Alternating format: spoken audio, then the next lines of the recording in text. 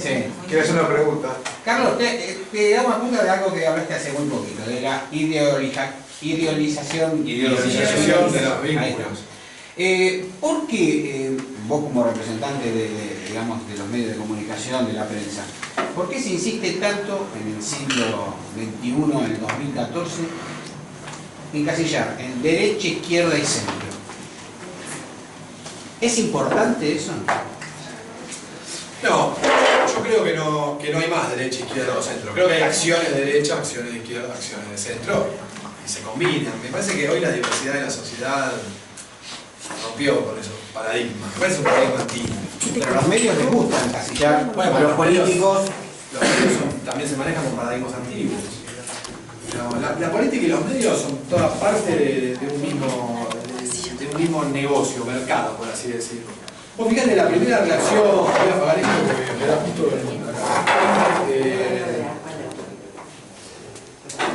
Fíjate que la primera reacción de la mayoría de la dirigencia política, si no importa si es oficialista o oposición, frente a las primeras manifestaciones espontáneas de las movilizaciones, no las que después se fueron organizando, ¿no? Sino los primeros cacerolazos, ahora no sé cuándo fue el año pasado, 2012. 2012.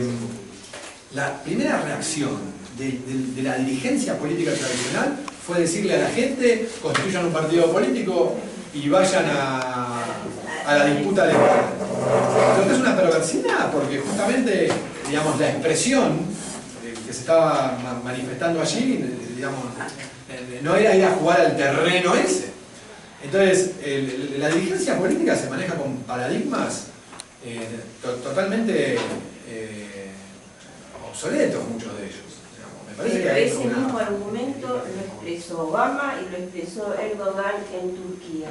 Con lo cual, quiere decir que hay un libreto que está atravesando todo el mundo y no solo Argentina. ¿Cuál? Ese, el de que únanse y compitan en Claro. elecciones a través de un Y porque te partido llevan al político. terreno de donde dominan ellos. Entonces, yo la verdad, uno de los desafíos que, por ejemplo, estoy proponiendo a Avina es el siguiente. ¿Quién? A Avina, la fundación donde estoy. Avina es una fundación atípica, primero porque me tiene a mí, entonces es una organización de beneficencia. Y después, el otro punto es que, a diferencia de los donantes tradicionales, que por ejemplo vos vas, te presentás un proyecto, lo analizan y después ven si lo hacen o no,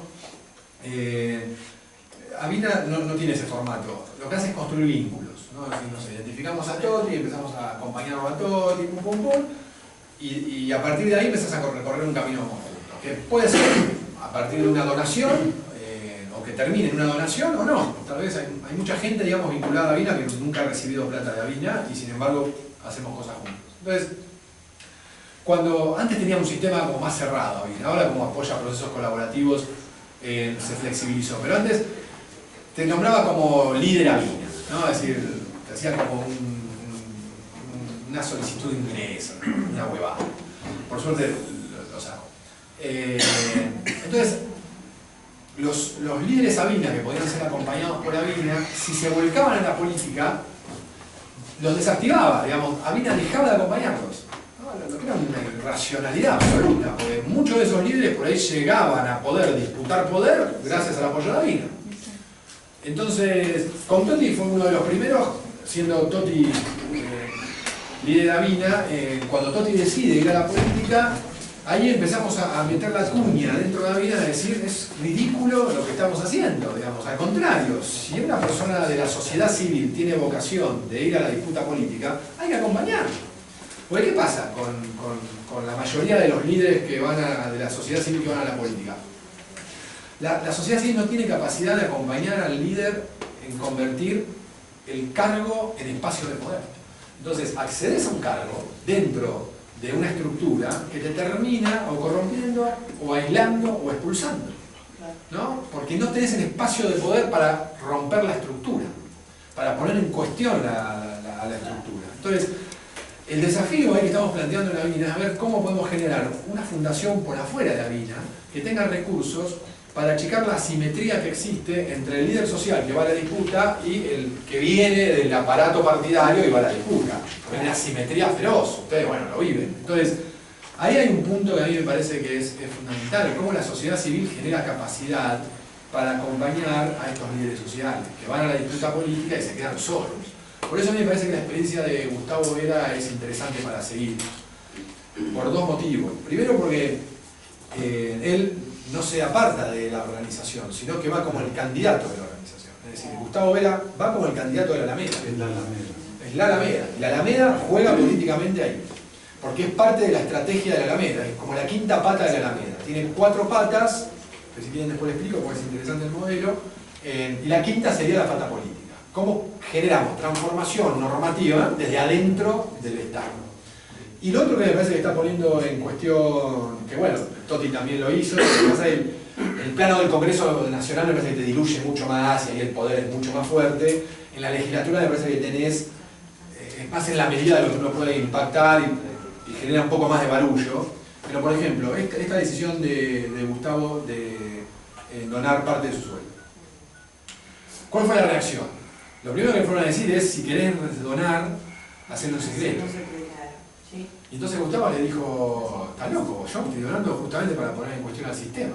Yo no quiero que la gente, yo no quiero que los legisladores ganen 10.000 pesos. Yo lo que quiero que se discuta es si es moral que en una ciudad donde el salario promedio es de 5.000 pesos, un legislador tiene que ganar 30. 6 veces más que a sus representados. Esa es la discusión que yo quiero dar. No si dono, no dono, cuánto dono, ¿no? Y por eso ahora se está sacando una ley para que los funcionarios públicos se atiendan en los hospitales públicos y no en la prepaga que les paga el Estado. Entonces, ¿qué está poniendo ahí en discusión Gustavo? Está poniendo en discusión justamente marco de valores. Reconstruyamos marco de valores y después juguemos con la ideología. Gustavo Vera es un tipo de formación marxista, yo no coincido con Gustavo en su ideología, pero sí creo que hay que acompañarlo en la construcción de esos marcos de valores. Entonces, me parece que el terreno donde nos quieren llevar justamente es el que domina el dirigente político. Bueno, corres, es decir, Internet es buenísimo, porque es un espacio que no maneja la política. Entonces, los pibes se pierden. Brasil convocó todas las manifestaciones contra el Mundial desde Internet, desde las redes sociales. Y los políticos están dibujados, ¿no? Ahí no juega la política. Recién empiezan a jugar cuando pasan de Internet al espacio público. Entonces ahí aparece la represión, ¿no? La recuperación del espacio público. Pero como no pueden reprimir en Internet, no hay forma, entonces la policía... pero se está actuando para tratar de reprimir Internet, que es lo que hace van a Turquía, China, obviamente van a entrar. Y también ahora te lo empiezan a cruzar con todo el tema del mercado, también se mete al mercado, digamos, ¿no? Es decir, ahí tenés una fuente para armar redes de consumo, todo lo que es minería de datos. Hay empresas que ya se dedican a hacer minería de datos, Hace mucho tiempo hay herramientas de data mining con el cual poder testear el conocimiento, la tendencia de la gente para capitalizarlo económicamente. Exacto. Bueno, lo que haces es tendencias de consumo, ¿no? Es decir, por ejemplo, no sé, a ver, un producto que uso mucho yo, el shampoo. ¿Querés la tendencia de consumo de shampoo? Entonces pones palabras clave, ¿no? No sé, humedad, pelo, caspa. Pues yo tengo muy poco vocabulario con respecto al pelo. Y entonces te meten estos motores de búsqueda en Twitter y Facebook y entonces empiezan a levantar toda esa información. ¿Qué dice la gente sobre la caspa, sobre la humedad? Y empiezan a sacar productos a medida, es impresionante. Un pibe que es bastante interesante es Santiago Siri, que se dedica justamente a hacer minería de datos para empresas y es uno de los que empujó este partido de la red, el que dice que los legisladores que voten partido de la red tienen que votar en función de cómo las redes sociales opinan. Que no importa si coincidimos o no, pero fíjense cómo empieza a haber un link ahí de lógicas distintas metiéndose en la política y demás. Entonces, a mí me parece que ahí hay un buen desafío, ¿no? Que es cómo achicamos asimetría para que los líderes sociales puedan disputar poder frente al aparato político, cómo convertimos cargos, en espacios de poder, y cómo empezamos a meter estas nuevas lógicas de las tecnologías, de lo digital, en la forma de hacer política, digamos, y de las manifestaciones sociales. Interesante fue tu comentario respecto a lo que Aníbal Fernández buscaba en la reunión con ustedes. Entender la lógica del otro. No, lo que dijo, ustedes les creen. Creer es crear. Eso lo tiene muy en claro eso. Sí. Por eso es un peligro cuando una idea se desparrama, porque genera una masa muy importante con la cual ellos no tienen medios para combatirla. Sí. Una pregunta, porque me parece que es interesante, porque también desde la política permanentemente se dice la necesidad de organizarte para disputar poder, ¿no? Y vos lo pasaste muy rápido el tema de la construcción de poder difuso, que me parece que entonces es como una conceptualización de algo que está y cómo vos lo vas utilizando. Sí. Yo creo que hay dos conceptos, ya que tirás de poder difuso y el de que más o menos lo mencioné, pero por ahí estaría bueno profundizarlo con el ejemplo de la Juanita, que es el tema de la brecha. Poder difuso es casi un oxímoron, digamos, ¿no? Es como inteligencia militar. Claro. Digamos, ninguna, si ustedes me dicen, a ver, 2 o 3 frases que sinteticen cómo construir poder, una es la que dije, ¿no? Yo estoy convencido de que necesitamos gente, hay que trabajar para que la gente correcta llegue al lugar adecuado. Ese es uno. El segundo es un pedacito de la película El abogado del diablo, no sé si la vieron, de Robert De Niro de Al Pacino y Keanu Reeves. Entonces Al Pacino era el abogado dueño de Nueva York y Keanu Reeves era el pibe que estaba entrando al estudio, y se mete en el metro Keanu Reeves y lo ve al Pacino viajando en metro. Es como que, no sé, Paolo Roca viaje en la línea B, no sé. Y entonces se sorprende Keanu Reeves y le dice, ¿qué hace viajando en metro? ¿No? Pensando que tenía que ir en limusín. Y entonces Al Pacino le dice, porque el secreto es que no te vean llegar. Y a mí me parece buenísima esa metáfora, ¿no? Porque justamente de esta lógica personalista y demás, lo primero que queremos hacer es visibilizar. Y la verdad que no siempre la estrategia es visibilizar, ¿no? Porque una vez que se visibiliza, te llama Aníbal Fernández. Y entonces, Aníbal Fernández te quita poner piedras en el camino, tuviste que ir 2 horas hablando con Aníbal Fernández, en vez de dedicarte a las cosas constructivas que necesita la gente. Entonces, ese es otro concepto, ¿no? Saber cuándo tengo que visibilizar y cuándo no me tienen que ver llegar. Y el tercero, ya me lo olvidé. El tercero es el del poder difuso. Es decir, ¿qué es poder difuso? Ninguna ONG impacta desde su poder real, ¿no? Por mi conclusión en poder ciudadano, si ustedes me dicen, después de 20 años aprendiste algo, una sola cosa aprendí, que es, cuanto más difuso es el poder, más concreto es el impacto. Es decir, ninguna ONG impacta desde su poder real. Poder ciudadano éramos 30 gatos locos, el más brillante era Guille, así que imagínense lo que era. Después teníamos un presupuesto de... Bueno, pero había voluntad, gente. Eso es importante. Yo fui peor porque tomé la decisión de incorporar. Entonces, éramos 35 gatos locos con, no sé, $500.000 de presupuesto anual y queríamos transformar el Estado. El Estado tiene poder real, tiene miles de personas, tiene millones de dólares, etc. Entonces, ¿cómo hace el Poder Ciudadano para transformar el Estado? Desde su poder real, no, su poder real es absolutamente limitado, es medible, y lo que es medible es neutralizable. Entonces, ¿cómo convertís ese poder real que te va a neutralizar el Estado en un poder difuso que no te pueda medir? ¿No? Lo bueno del poder difuso es que no te lo puede medir, porque es un poder que no es tuyo. ¿No? El poder difuso, ¿cómo se construye? Es la capacidad que tiene un grupo de personas de tomar oportunidades y recursos que están en la sociedad y las hace confluir en un objetivo colectivo. Eso es poder difuso. Entonces, No me pidan que lo explique de vuelta porque Nunca lo he escuchado.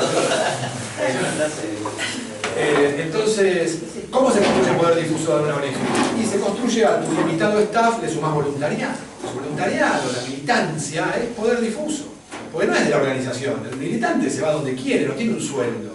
No le gusta esta organización, se va a otra. No le gustó este partido, se va a otro, etc. Entonces, otra forma de construir poder difuso es sumando a tu organización a una red, a un espacio colectivo, integrándolo a una masa crítica mayor. El otro aspecto de poder difuso es hacer alianzas con los medios de comunicación. Digamos, los grandes constructores de poder difuso, de poder simbólico, son los medios de comunicación. Por eso todo el mundo se pelea porque están en los medios de comunicación.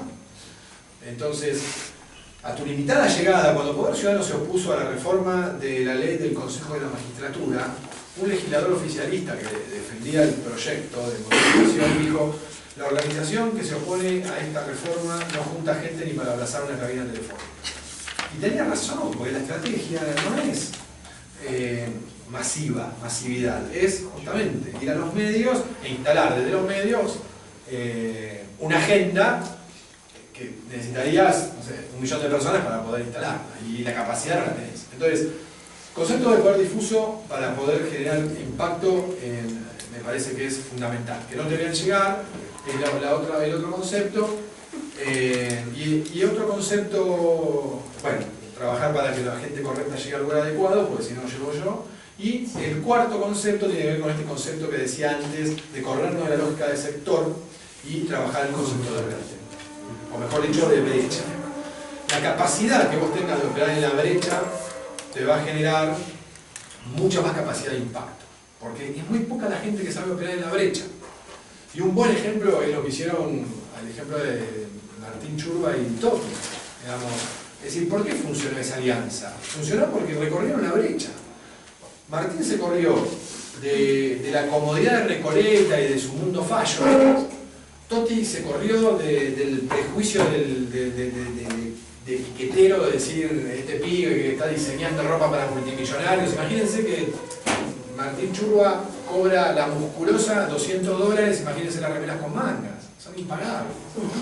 Entonces, ¿cómo se juntan esos dos mundos?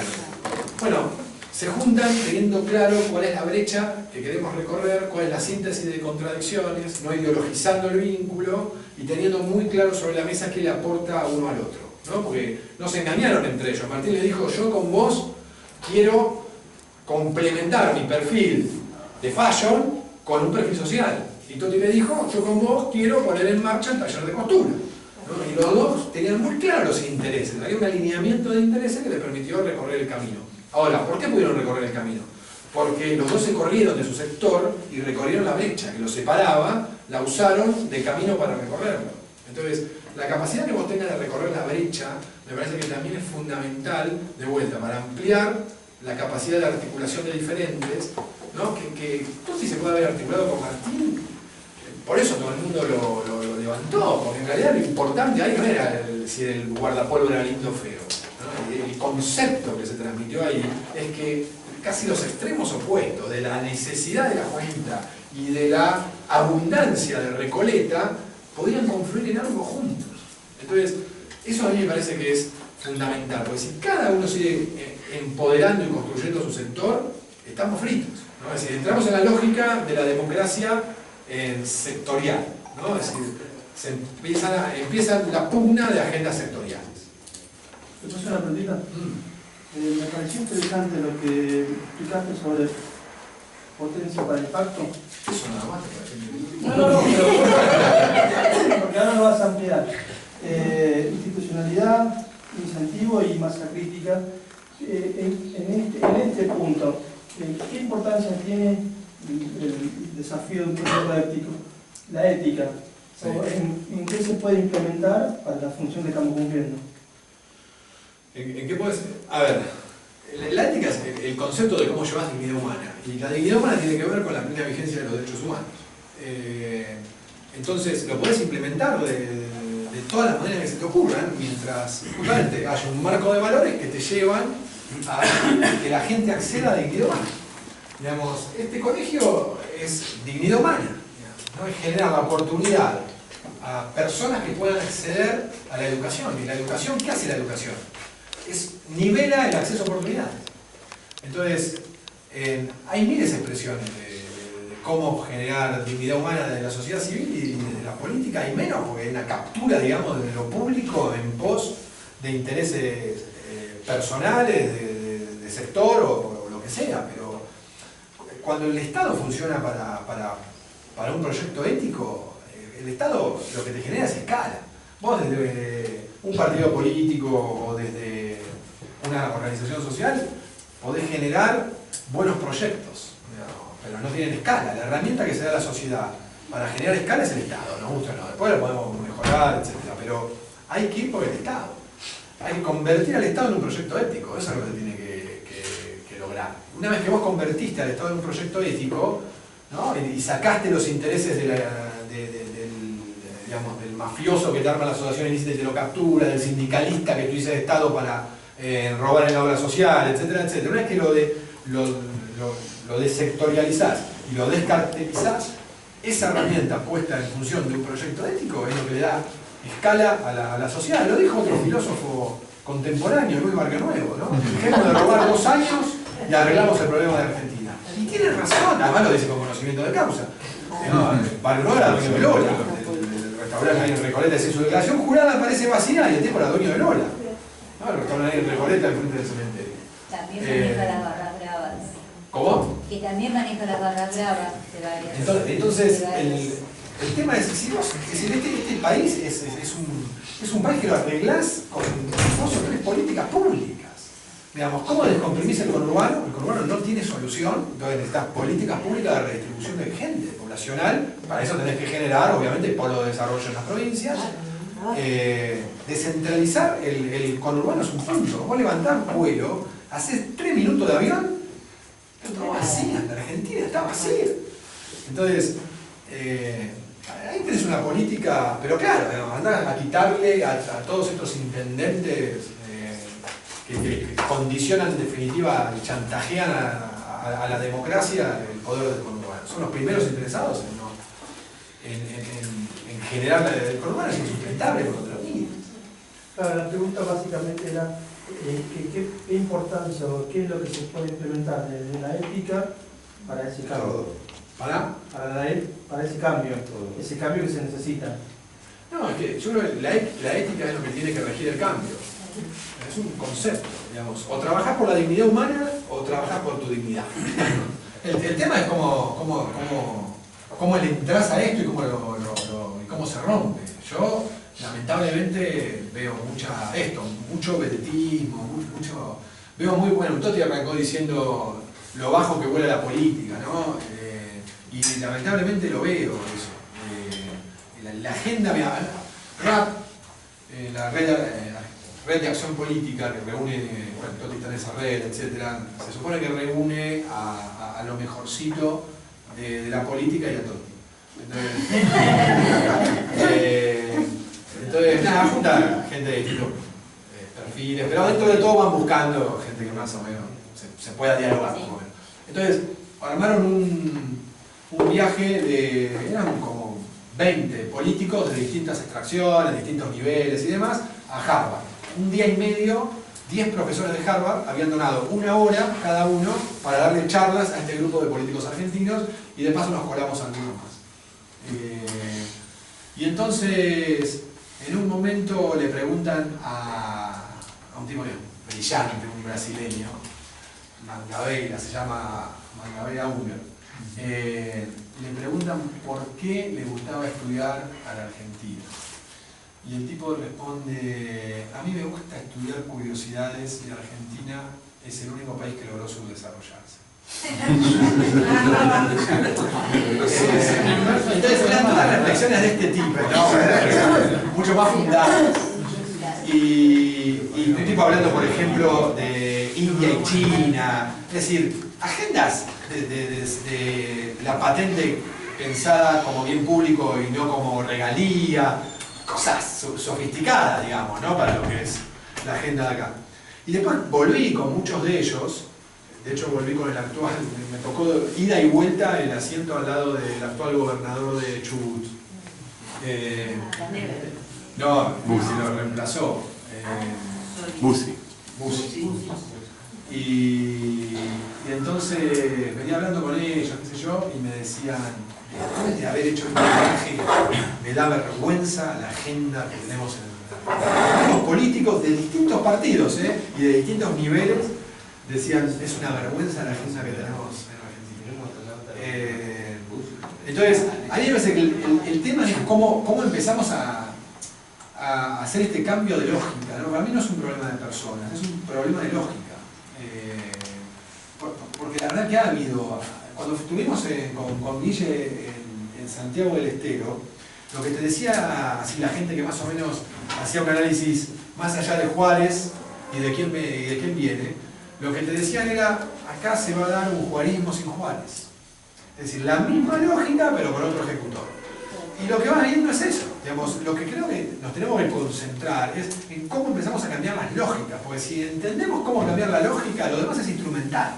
El problema que nosotros tenemos es que nos vamos a lo instrumental. Creemos que el problema está en cambiar esta ley, y es un problema de cómo cambiamos el marco de valores, cómo recomponemos, mejor dicho, el marco de valores. Porque después dentro del marco de valores, las ideologías pueden jugar sin problema, porque hay un marco de valores. El problema que tenemos es que no hay marco de valores. El problema es cómo reconstruir ese marco de valores, y que va en este tipo de discusiones que parecen absurdas, pero que está planteando Gustavo Vera. Es decir, ¿es moral que un representante gane 7 veces lo que gana el representado? Entonces, Jorge Nun, el que fue secretario de Cultura, un día charlando me cuenta una anécdota. Dice, llego un día sábado a una ciudad de Estados Unidos a dar una conferencia en la universidad a la tarde. Entonces voy a la casa del decano de la universidad y el tipo me lleva a la universidad. Y en el recorrido nos agarra un semáforo y al lado para un auto. Baja la ventanilla y le dice, usted está usando el auto de la universidad. Y el decano le dice, y es fin de semana. Y el decano le dice, venga, le voy a mostrar. Se bajaron, le mostró el baúl, y dice, estoy llevando a este profesor a dar una charla, acá están los folletos del evento. Ah, muy bien, ¿no?